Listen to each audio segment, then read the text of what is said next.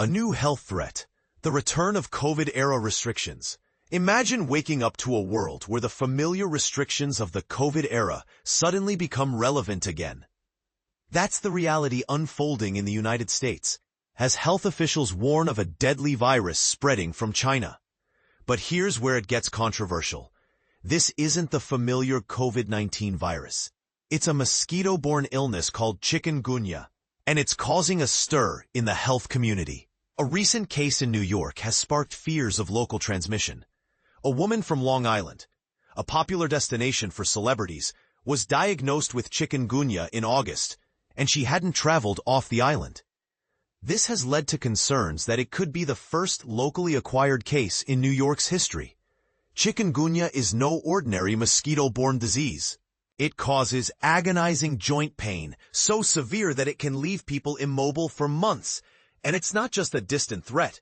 Over 317,000 cases and 135 deaths have been reported this year across 16 countries, including the Americas, Africa, Asia, and Europe. The situation became dire in China this summer, with over 10,000 cases, prompting the CDC to issue a travel warning. The response was drastic, reminiscent of COVID-era restrictions. Patients were quarantined in hospitals, and electricity was cut off to residents who didn't follow health protocols. And this is the part most people miss. Chikungunya is a nationally notifiable condition in the U.S. While a few cases pop up each year from travelers, local transmission hasn't occurred since 2019. But with millions of Americans flying internationally daily, the risk of local transmission is very real. A spokesperson for the New York Health Department confirmed they were investigating a possible locally acquired case. They emphasized that the risk to the public remains low, but they're working with local health authorities to confirm the patient's test results. The virus is primarily spread by the Aedes mosquito species, and past outbreaks have led to worldwide epidemics. In 2004 to 2005, nearly 500,000 people were infected. Diana Rojas Alvarez, a medical officer at the WHO, warned this summer, "We are seeing history repeating itself." Chikungunya infections are most common in Asia, Africa, and South America, but cases have also emerged in Europe and the US. Symptoms include fever, joint pain, and life-threatening complications related to the heart and brain.